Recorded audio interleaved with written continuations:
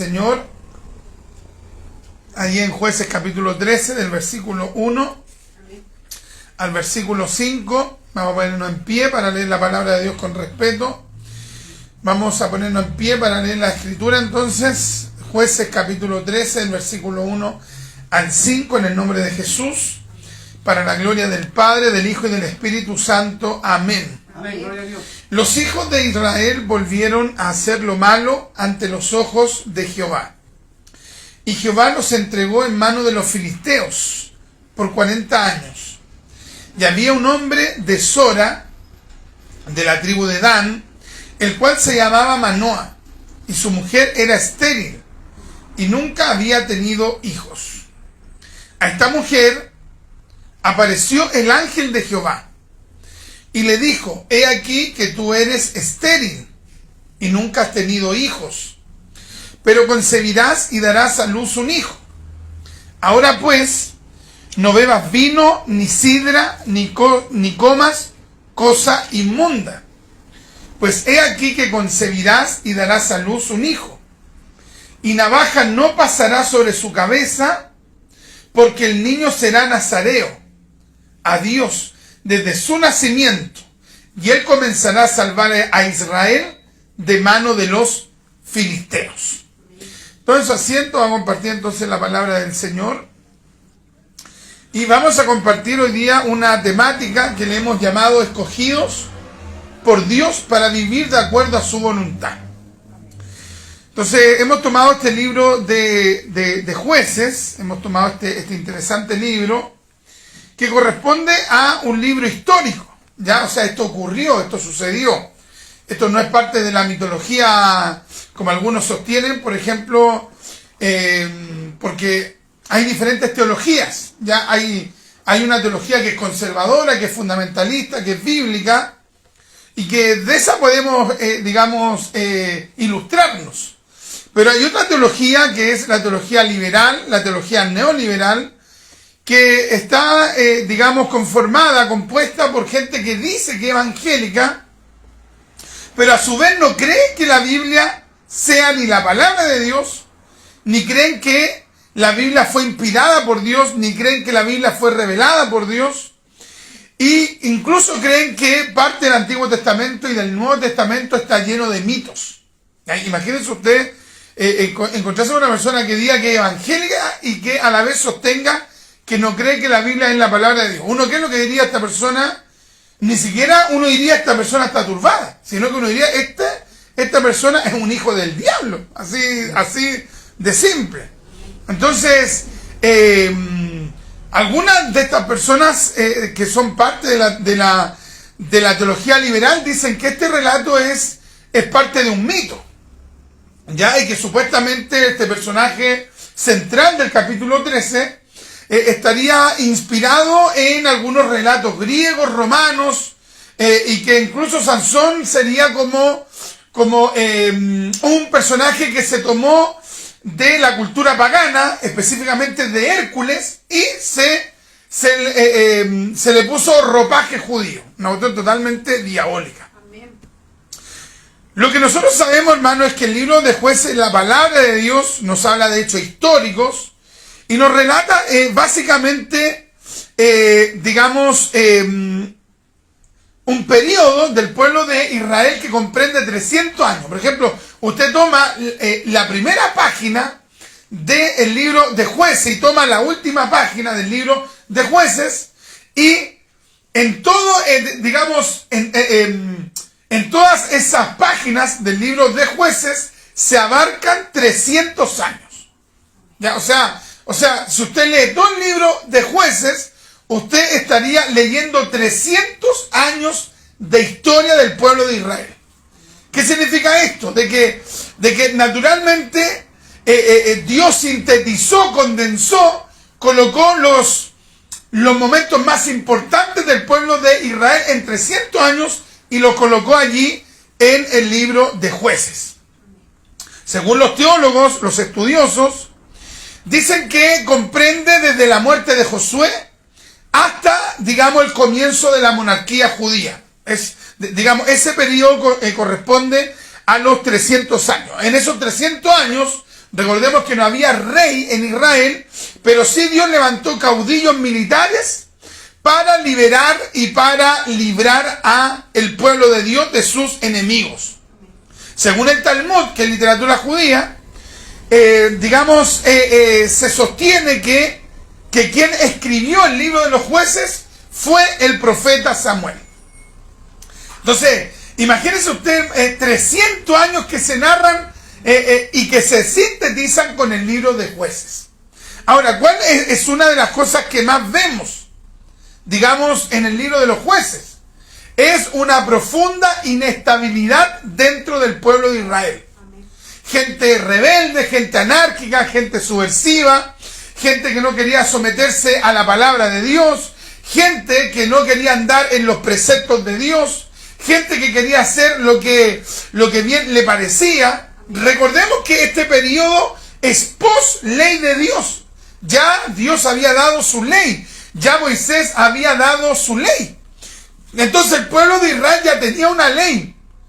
Porque, por ejemplo, muchos pueblos se fueron conformando con una ley oral, con las costumbres que tenía tal pueblo, pero en el caso de Israel no sucedió así.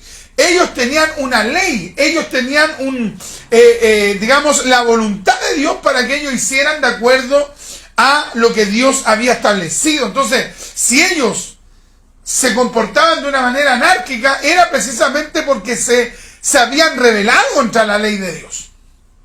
De hecho, algunos teólogos le llaman a este periodo de 300 años, que comprende el libro de Jueces, le llama el periodo del oscurantismo israelita.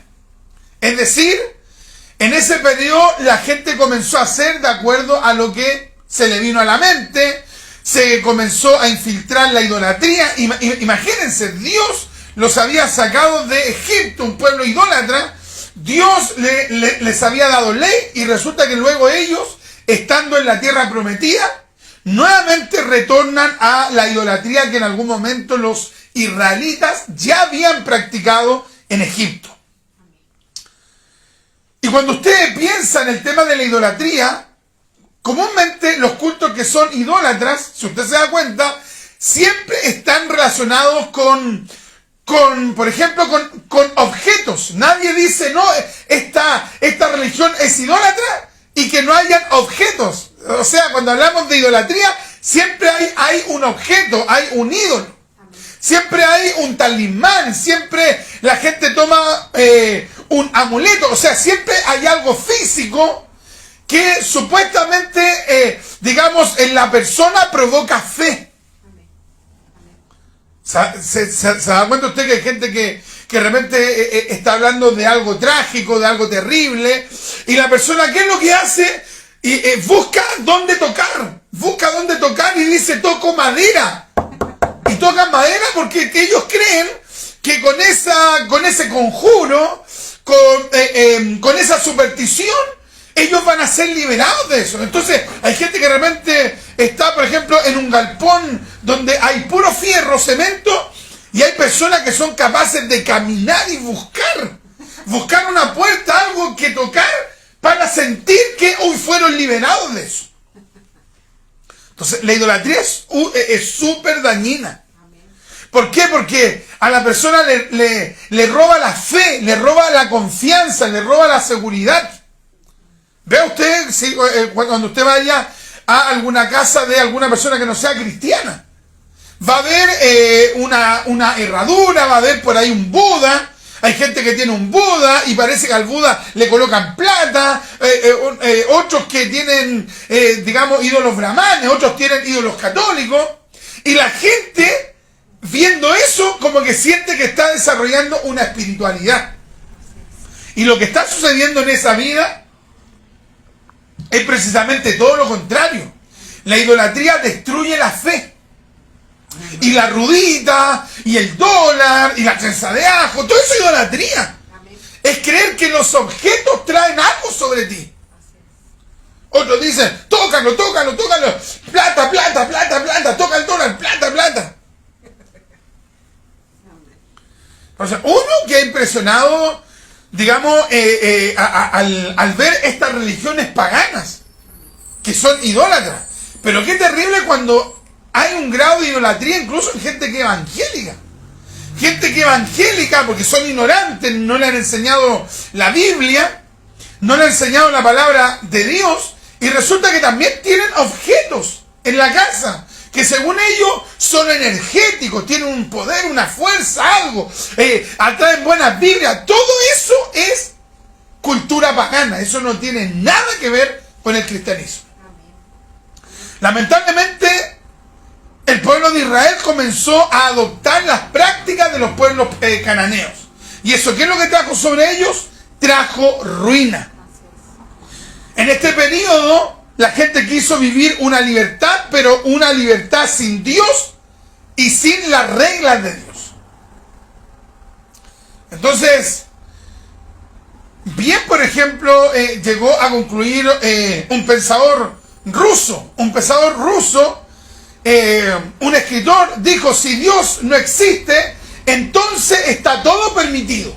Ahora, ¿qué significa que él estaba promoviendo la no existencia de Dios? No, lo que le estaba tratando de enseñar a los rusos era que cualquier persona que no considera a Dios no va a tener normas. No va a tener normas para vivir. Entonces, imagínese usted un pueblo liberado por Dios de Egipto y resulta llega a la tierra de Canaán y después rechaza a Dios y rechaza la ley de Dios. Pero ¿qué es lo que dice la Biblia? Que donde abundó el pecado, sobreabundó la gracia. Entonces, aún en esos contextos, Dios igual se apiada, Dios igual extiende su mano de misericordia, y así Dios lo hizo con el pueblo de Israel. Los teólogos sostienen que, por ejemplo, en el libro de Jueces se desarrollaron por lo menos 7 apostasías. O sea, 7 veces en que el pueblo como que estaba haciendo la voluntad de Dios y se apartaba de Dios. Y así se la llevaron durante 300 años. Como que aceptaban a Dios, como que decían: ahora sí, Señor, ahora sí que me pongo a cuenta. Y después, cuando ya pasaba el peligro, cuando ya se iba el enemigo, cuando Dios levantaba un juez y ese juez derrotaba a los adversarios de Israel, nuevamente se rebelaban contra Dios. O sea, cuando venía el problema, le buscaban. Cuando el enemigo era vencido, simplemente le daban las espaldas a Dios. Eso claramente representa nuestra propia existencia. Muchas personas, uno mismo cuando de repente está siendo probado, como que: Señor, Dios mío, voy a presentar ayuno, voy a orar, voy a clamar, voy a buscar. Y cuando se va la prueba, nuevamente viene la soberbia, viene la altivez de espíritu. Entonces, ¿qué es lo que esperaba Dios de Israel? Que en todo momento, le sirviera a él. Eso era, lo que Dios esperaba del pueblo escogido. Entonces, en el capítulo 13, nosotros ya vemos cómo nuevamente, hermano, Israel está siendo golpeada, disciplinada por los filisteos. ¿Por qué? Porque los israelitas una vez más le habían dado las espaldas a Dios. Una vez más. Y Jueces 13:1 parte diciendo: los hijos de Israel volvieron. La Reina Valera 1865 dice: se tornaron a hacer lo malo ante los ojos de Jehová. Y Jehová los entregó en manos de los filisteos por 40 años. Imagínense ustedes, nuevamente. Aquí en el capítulo 13 se narra que nuevamente el pueblo de Israel se rebeló contra Dios. ¿Qué es lo que ocurrió aquí? Ellos tuvieron una recaída, porque mira, dice: volvieron. Esta palabra volvieron, ¿qué significa? Que habían hecho nuevamente un acto de rebelión contra Dios. Es por eso que un comentarista dice que recayeron en lo mismo. Impresionante, hermano, que de repente uno sabe que hay cosas que a uno le hacen mal, que uno sabe que a uno le afectan espiritualmente, emocionalmente, físicamente, y uno está en una necesidad tan grande que, a pesar que uno sabe que le hace mal, igual lo hace. Ellos sabían que cuando recaían, Dios los castigaba. O sea, sabían que si se rebelaban contra Dios, venía la disciplina de Dios. Y a pesar que lo sabían, igual lo hacían. Entonces recayeron. Y la Escritura clara dice que hicieron lo malo ante los ojos del Señor. Esto es importante porque muchas veces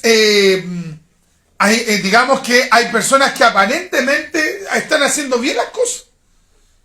Que todos piensan que esa persona es correcto, es temeroso de Dios, es temerosa de Dios, y secretamente no es temeroso de Dios.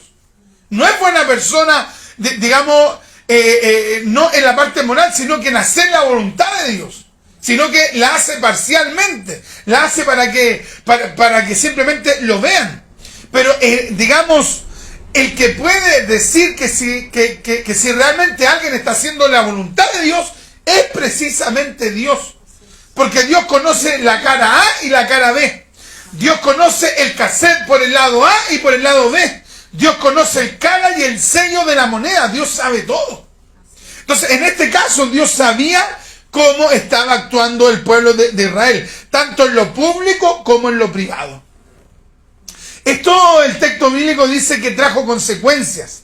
Y Jehová los entregó en manos de los filisteos por 40 años. Imagínense, los entregó. ¿Qué significa? Que esto no fue algo accidental, o sea, que los israelitas cayeran en las manos de los filisteos no fue algo, digamos, al azar. No fue simplemente causa y efecto, sino que aquí hubo una voluntad de Dios por tomar al pueblo de Israel y disciplinarlo y castigarlo y entregarlo a los filisteos. Esto es llamativo porque dice el texto que los entregó por 40 años. Piensa usted, 40 años. 40 años siendo disciplinados por Dios. 40 años castigados. Ahora, ¿por qué? ¿Porque Dios era malo? No, porque ellos eran porfiados. Ellos eran tosudos, ellos eran rebeldes, ellos eran obstinados. Entonces, mientras uno es más tosudo, más rebelde, más obstinado, ¿qué es lo que hace uno? Uno va alargando la disciplina de Dios en vez de acortarla. ¿Cómo yo acorto la disciplina de Dios? Con humildad, con sumisión, con búsqueda de Dios, con quebrantamiento. Yo achico la disciplina de Dios. Pero cuando soy soberbio, soy altivo, soy tosudo, yo comienzo a ampliar el propósito de Dios, digamos, en cuanto a disciplinarnos. Porque incluso en la disciplina Dios tiene un propósito. ¿Cuál es el propósito? Hacernos reaccionar. Imagínense usted, 40 años. 40 años corresponde a una generación. Imagínense, 40 años. Yo, digamos, el 23 de agosto ahora cumplo 40 años. 40 años, hermano. Imagínense 40 años una persona siendo castigada. 40 años. 40 años sin querer entender. ¿Y qué es lo que sucedió? Dios en su bondad igual levantó, hermano, a un juez, a un libertador. Pero básicamente estos 40 años de castigo vinieron sobre el pueblo de Israel por su idolatría. La idolatría nunca es inofensiva, nunca. La idolatría nunca es inocua. Es decir, que no causa daño. No, siempre la idolatría provoca daño. Hay gente que dice, no, es que ahí tengo el póster, ahí lo tengo. Son evangélicos, tienen sus póster, tienen su ídolo. Eso a Dios le desagrada. Todo eso a Dios le desagrada. Nosotros tenemos que solamente adorar a Dios. Al Señor tu Dios adorarás y a Él solo servirás. ¿Estamos aquí, cierto? Bendito sea Dios. Y Dios, en medio de la disciplina, Dios les extiende su gracia al pueblo de Israel. Dios, en medio digamos, de su castigo, Dios levanta a un juez, a un libertador. Pero esto no vino al azar. No es que de repente Sansón apareció, no. No, primero Dios, ¿qué es lo que hizo? Dios, digamos, determinó hablarle a los padres. Y en primer término, hablarle a la madre de Sansón. Sansón todavía no había nacido. Sansón ni siquiera había sido concebido. Ni siquiera Sansón estaba en el vientre de su madre, pero ya Dios había ideado todo un plan y Dios determinó, antes de que Sansón fuera concebido, Dios ideó un plan y se lo contó a la futura madre de Sansón, que nos sale el nombre. Imagínense ustedes. Ahora, ¿a quiénes escogió Dios para que fuesen los padres del futuro libertador? Dios escogió a un matrimonio sin hijos. Imagínense. O sea, Dios escogió a los que humanamente no tenían cómo, digamos, ser padres. No escogió a alguien que ya, no sé, hubiese tenido ya 10 hijos, entonces había criado a tantos hijos, esa mujer, ese padre, que entonces ellos ya iban a saber criar al futuro libertador. No. Dios escogió a dos personas inexpertas, a dos personas que muy probablemente estaban tristes. ¿Por qué? Porque, como hemos mencionado tantas veces, una persona que es estéril, una mujer que es estéril, un hombre que no procreaba hijos en Israel era mal mirado. Entonces, los teólogos sostienen que es muy probable que este matrimonio, aunque entre ellos podían amarse, sí había una pena, sí había un pesar, porque no habían sido bendecidos por Dios hasta ese momento con tener hijos. ¿Y qué es lo que hace Dios? Dios en su bondad, hermano, escoge a estas dos personas, a este hombre. El hombre se llamaba Manoa y no se dice el nombre de la mujer. ¿Dónde vivían ellos? Vivían en Sora, ¿ya? Un territorio que correspondía a la tribu de Dan, ¿ya? Y este lugar es un lugar muy particular porque era un lugar en las montañas, a 6 horas de Jerusalén y a 28 kilómetros de Jerusalén. O sea, si Manoa quería dirigirse a Jerusalén, a la capital, al lugar, digamos, central de Israel, tenía que dirigirse caminando por 6 horas. Él vivía en las montañas. Manoa vivía en las montañas junto a su esposa, en un territorio fronterizo entre la tribu de Dan y la tribu de Judá, allá, en la soledad, en el anonimato. O sea, Manoa, que sería el padre de Sansón, Manoa no tenía ninguna incidencia política, ninguna incidencia social, nadie lo conocía, era un perfecto desconocido. ¿Pero qué es lo que hizo Dios? Dios determinó escoger a ese perfecto desconocido. Dios determinó bendecir a esa perfecta desconocida. La madre de Sansón es tan desconocida que si usted lee el capítulo 13, 14, 15 y hasta el 16 que se narra acerca de la historia de Sansón, usted va a hallar que nunca se menciona su nombre. Bendito sea Dios. ¿Pero qué es lo que hizo Dios? Dios cogió... Imagínense ustedes, personas que vivían en una montaña, en un pueblo apartado. Allí Dios miró a ese matrimonio sin hijos. Dios miró a ese matrimonio que no tenía ninguna influencia social. Dios miró a ese matrimonio que no tenían grandes riquezas. Dios los miró a ellos y los escogió para ser los padres del futuro libertador. Así que nosotros no nos debemos sorprender cuando Dios quiera usar a alguien que uno diría, pero ¿cómo Dios va a usar a esta persona? Y ve que hay gente que dice, ¿y por qué Dios usa eso y no me usa a mí? Tengo más estudio, tengo más capacidad, tengo más pinta, tengo más estudio, tengo más educación, tengo el ojo aquí, tengo la así, pura banalidad. Porque Dios eso jamás Dios lo va a ver, un currículum, no. Sino que Dios simplemente determina y usa al que quiere. Bendito sea Dios. Nosotros hubiésemos ido a la cordillera, a los cerros, a buscar a las personas que iban a ser usadas por Dios. Uno diría, no, si Dios va a escoger a alguien, seguro que los coge de aquí, de la capital. Seguro que los coge aquí y más encima de las familias más exclusivas. No, pero Dios puso la mirada en esas dos personas que tenían esa tristeza, probablemente esa pena, porque no podían ser padres. Bendito sea Dios. Lejos de la orbe, lejos del comercio abundante, lejos del gentío, Dios miró a Manoa y a su esposa y determinó Él bendecirlos, determinó Él usarlos.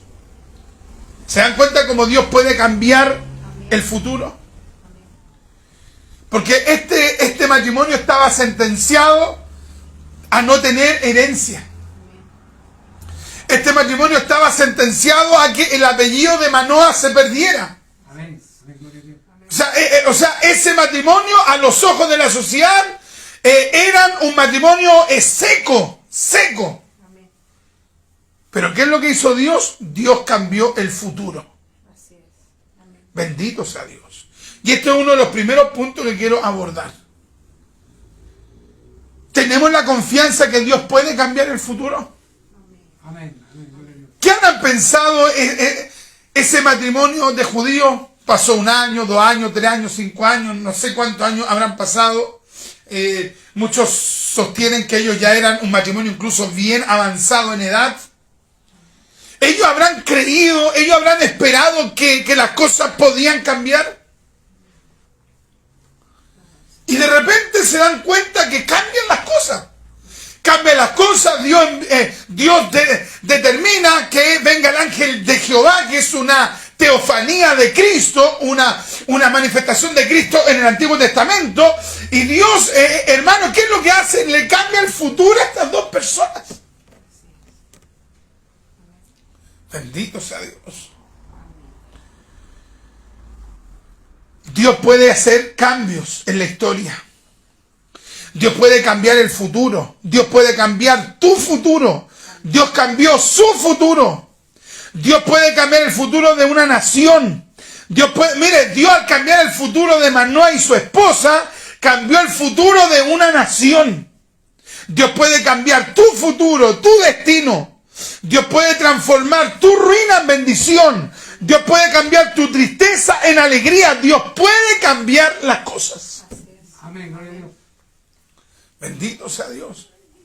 Si hay algo difícil para el hombre, es que una mujer quede digamos, esperando hijos, que pueda concebir. Hay una serie de tratamientos. La gran mayoría de las personas que se meten en estos procesos de inseminación, ¿saben qué? La gran mayoría no puede. Hay gente que Dios favorece incluso con ese proceso, pero la gran mayoría no puede.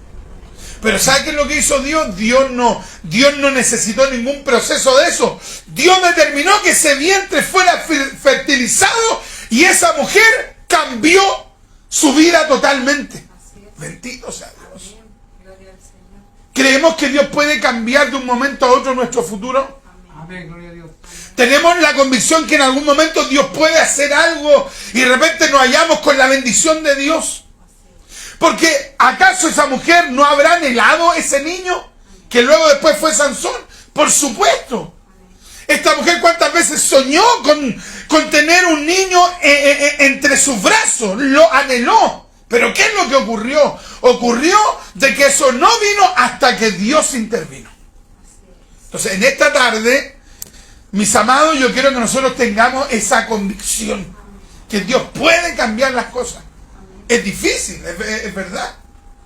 Es difícil cuando pasan los días, los meses, los años y las cosas no cambian, pero uno tiene que tener esa convicción. Uno tiene que tomarse de esta palabra. Tengo este problema, tengo esta dificultad, tengo esta aflicción, tengo este momento que yo no puedo resolver, esta situación que no puedo resolver, pero de acuerdo a lo que estoy viendo en la palabra, de acuerdo a lo que veo como Dios intervino por medio del ángel de Jehová en la vida de Manoah y de su esposa, y Dios cambió el futuro de ellos, yo tengo la seguridad que Dios puede cambiar mi futuro. Amén, gloria a Dios. Bendito sea Dios. Esa tiene que ser nuestra seguridad. Dios puede cambiar las cosas. ¿Qué es lo que quiere el diablo? Quiere destruir nuestra fe, que Dios no lo puede hacer. Eso es lo que el diablo quiere que nosotros pensemos. El diablo quiere que nosotros pensemos que Dios no va a hacer un cambio en mi futuro. Eso es lo que quiere el diablo. Que en mi mente se introduzca ese pensamiento, se anide, se riegue hasta tal, digamos, envergadura que luego uno cuando escuche la palabra, uno no crea. Eso es lo que quiere el diablo. Que el Señor lo reprenda. Amén, gloria a Dios. ¿qué es lo que quiere hacer Dios con esta palabra? Aumentar nuestra fe.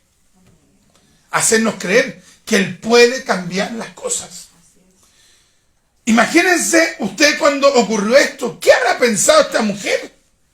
Esta mujer, de hecho, si usted lee los versículos siguientes, fue a contarle a su esposo. Su esposo dijo, pero ¿cómo? A ver, ¿y qué es lo que hace Dios? Nuevamente hace que el ángel de Jehová se revele nuevamente. Y en un momento, Manoa le pregunta, pero ¿cuál es tu nombre?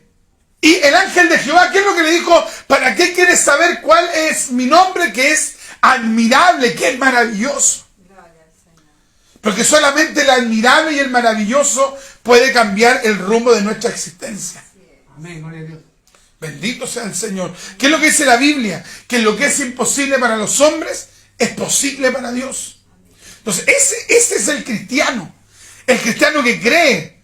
Porque el cristiano no es que diga, no, la realidad no existe, no, hay un problema, hay una dificultad. Hay algo que me está, digamos, causando problemas, que yo no lo puedo resolver. Pero yo creo que Dios lo puede cambiar. O sea, el cristiano no huye de la realidad, sino que el cristiano enfrenta la realidad y dice, Dios puede cambiar esa realidad en el nombre de Jesús. Dios lo puede cambiar. Amén, gloria a Dios. Bendito sea Dios. Tenemos tal confianza en Dios que Dios puede cambiar nuestro presente. ¿Hay alguna cosa que sea imposible para usted? ¿Hay alguna cosa que sea imposible para mí? Hay muchas. Pero nosotros creemos que Dios puede cambiar ese futuro. Amén, gloria a Dios. Ahora, ¿cómo puede ocurrir eso? De una manera extraordinaria. Porque aquí se presentó un ser. Se presentó una manifestación de Dios. En un momento después el ángel de Jehová sale por en medio de una llama de fuego hacia arriba. Fue algo portentoso.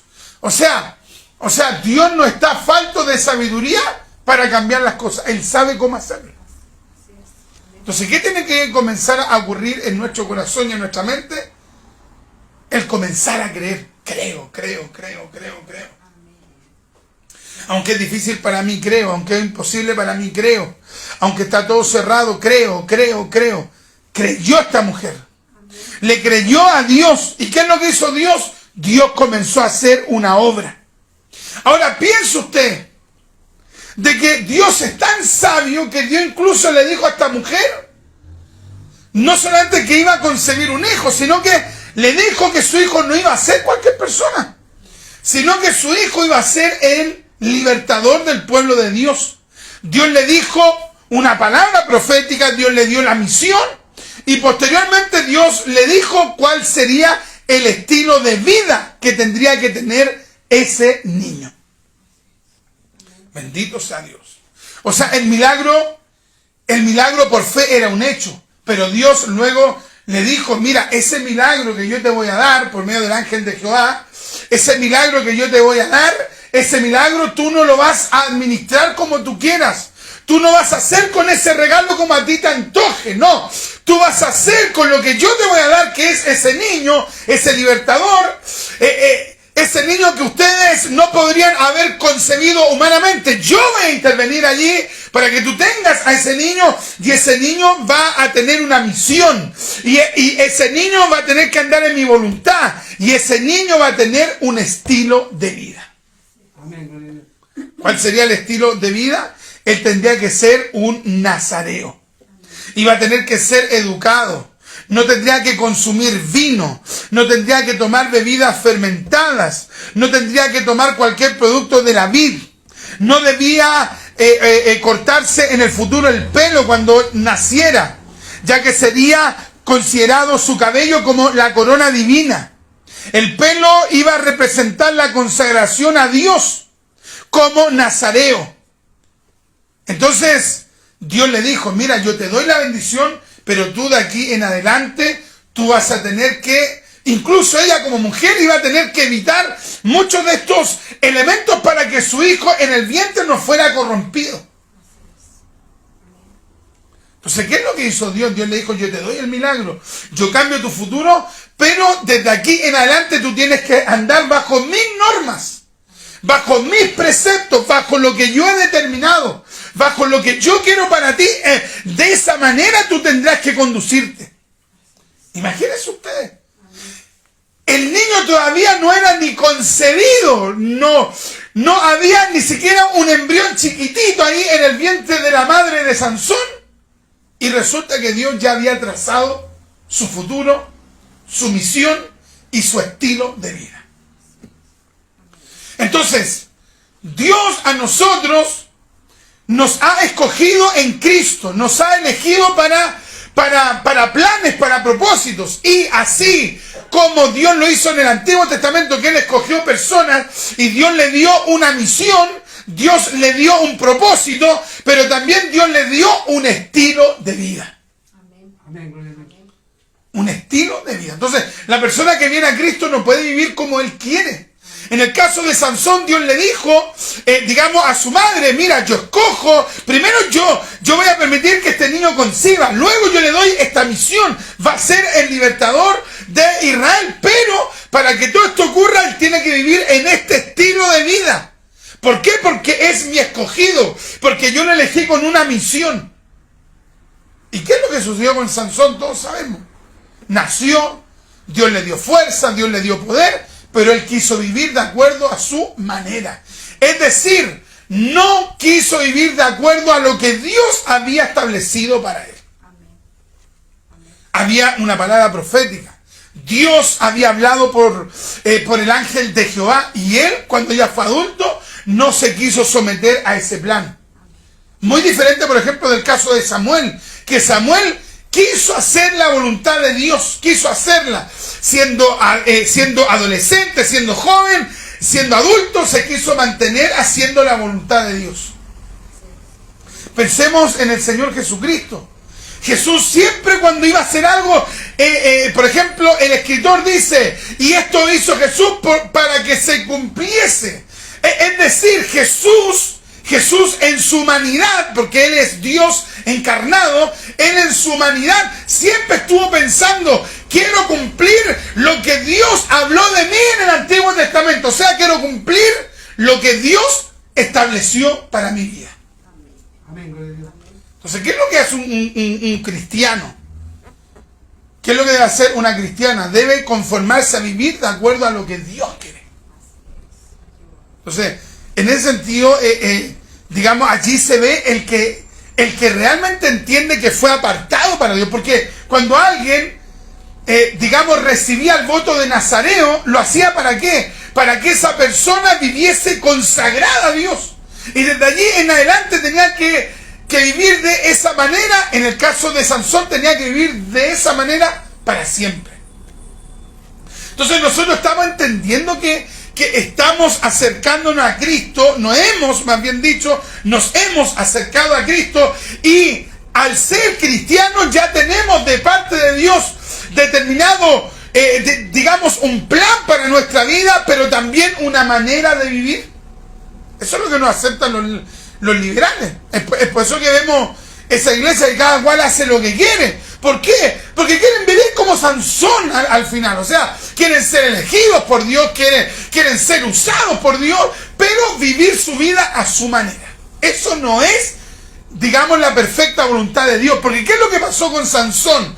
Cuando Sansón se salió de la voluntad de Dios, cuando Sansón ya no quiso vivir su vida al estilo de Dios, sino que a su propio estilo. ¿Qué es lo que pasó con Sansón? Lo tomaron preso los filisteos y le sacaron los ojos. Qué tremendo.